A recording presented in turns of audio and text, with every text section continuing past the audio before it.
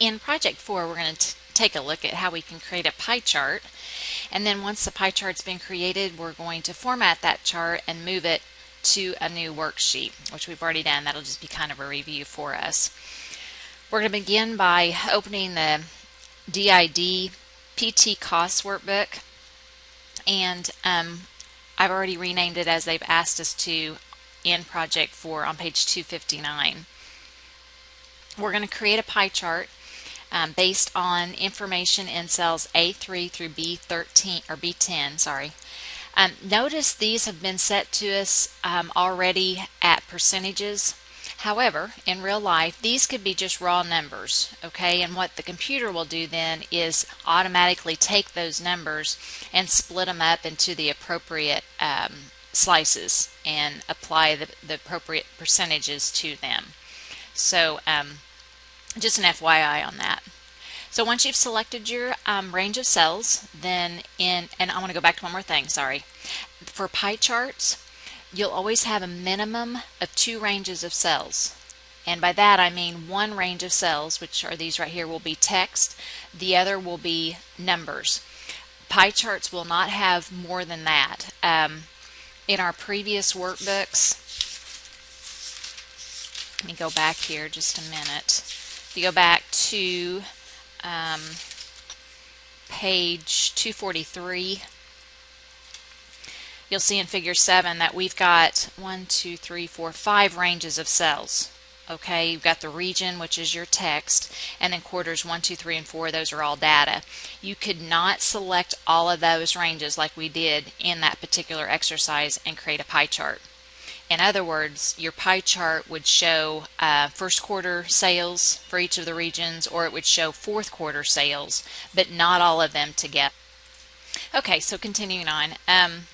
We will create a pie chart for this one through the same steps as we've done in the previous projects. We're going to go to the Insert tab. In the Charts group, we're going to choose Pie, and we're going to choose the 2D pie chart. So that creates the chart. Not real helpful actually, because we don't know what each one of these represent. 1, 2, 3 doesn't really make a whole lot of sense, and then we don't know what those percentages are as well. You know what? I don't think that. Let me try that again. I don't think I've got the right selection here. I'm going to press delete on the keyboard to remove that. Yeah, I was only getting the numbers there. So I'm going to reselect A3 through B10. Again, I'm going to go back to the Insert tab, Charts group, and then the pie chart. And then we'll choose 2D, maybe. Yeah, 2D. There we go. We've got the row headings coming in as our legend, which is helpful. At least we know what the colors represent. However, we still don't know what the percentages are, so it is missing a few things here, and we're going to correct that in just a second. Before we do that, though, they do want us to apply a different style to this pie chart. So we've done this before. Again, on your ribbon in the Chart Styles group, I'm going to click on the More button to expand out the gallery, and then the style that they want this time is 32. So that's going to change it to orange colors. So, and then we're also going to add data labels, which hopefully this will help with the percentage problem that we have. If you'll go into the Layout tab, that's where we were before. Okay, so the Layout tab, Chart Tools, Layout tab, we're going to insert data labels. And if you'll go to the Labels group, we'll choose Data Labels. And lots of ways that you can display these, but they want us to choose them outside in, and notice now the percentages will appear around each one of the slices.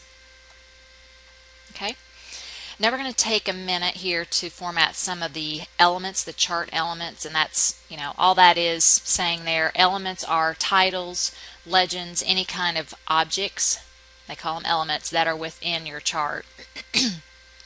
To make changes to those, we are going to go to the Chart Tools Format tab, since we're going to be formatting those. And if you'll click in the Current Selection group, you're going to see the Chart Elements button. And right now it has Chart Area being selected. But if you click on the drop down arrow to the right of that and choose Legend, notice how that picks up the legend. You could either do that, or honestly you could have clicked on that and it does the same thing. Alright, so you can either choose it from the current selection option, or you can actually click on it.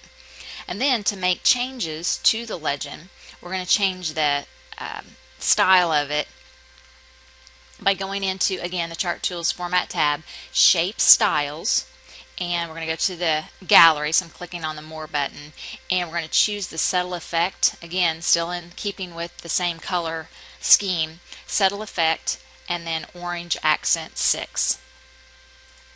Okay, so that applies that particular color to the shape. Okay, the next thing we're going to do is the chart title, and again I'm just going to click on it, but notice it changes it in the chart elements drop down, or in that particular box. Again, we're going to apply a word art style to this chart. The word art styles this time, we're going to go again, format tab on the Chart Tools Format tab, word art group, and within that we're going to go to,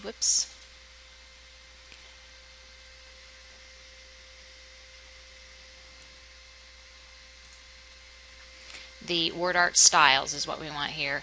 And then again, in keeping with the color scheme, we're going to choose Gradient Fill Orange Accent 6 Inner Shadow.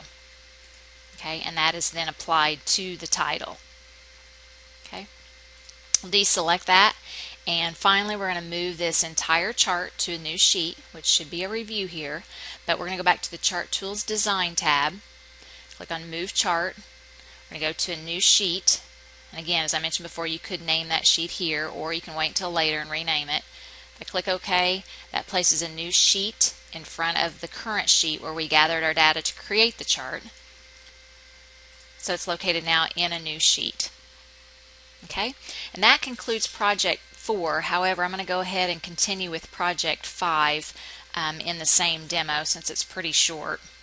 And in Project 5, we're going to learn again how to change the layout of a chart. That'll be a review for us. We'll apply formatting to the chart again, and then change the height and the width of the chart.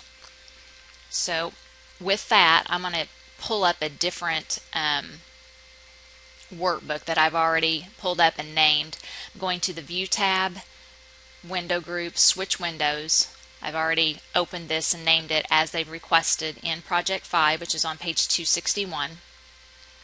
They want us to create a column chart that's based on the information in A3 through B8. And I will mention here, probably the hardest thing in creating charts sometimes is determining what the range is going to be. So for example, if I wanted you to,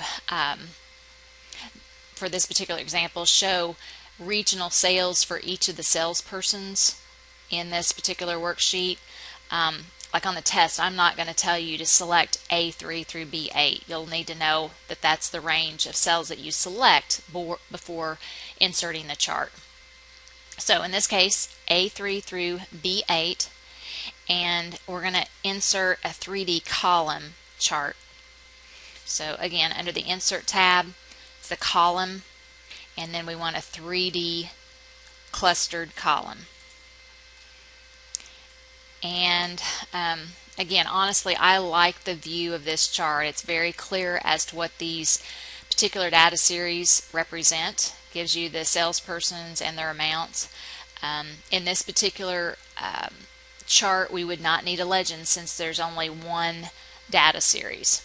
However, for demonstration purposes and in this exercise, they do want us to switch the rows and columns again. So if you go up to your ribbon, choose the Switch Row Column, notice that pulls all these together, what looks like one data series, and then it inserts the legend telling you the colors of each one of these data series. So we'll do that for sake of purposes here, but just know that that's probably not the best way to display that information. They also want in this particular chart to apply Layout 1, Chart Layout Style 1. And if you'll recall, again on the Chart Tools Design tab, in the Chart Layouts group, the quick layout there, Layout 1, we've used this one before, but it'll add a title for us. It'll add a title placeholder. So when they do want us to enter in a title, I'm going to click on that chart title and we'll type in Northeast Regional Sales. I'm going to press enter. And notice this time it wasn't a problem, as we saw in the previous line chart with the population among the different cities and the decades. We had a little problem with that, but this is pretty normal in that when it pulls up the placeholder, you just type it in and press enter. Again, they want us to apply a style to this chart. So again, on the Chart Tools Design tab, in the Chart Styles group, I'm going to click on the More button to expand the gallery, and they want us to use the 32 style. They really like the orange, I see. Next, we're going to take a look at how we can change a series color. Okay, and let's say we want to change it for Jared Newman. Okay, he's the light colored here, but this is where you could click on some of these and hope for the best on which one that's representing. They're pretty close in color, but I'm assuming it's this one here.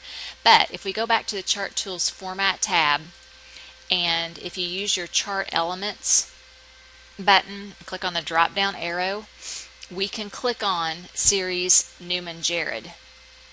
That will specifically select the right data series. And then from there you can make changes. They actually want us to change this shape style, so I'm going to click on the More button. They want it dark red, which is going to go against all the orange stuff here. Shape fill, I'm so sorry. Shape fill, not the shape style, but shape fill. They still want the red though. I'm going to click on that.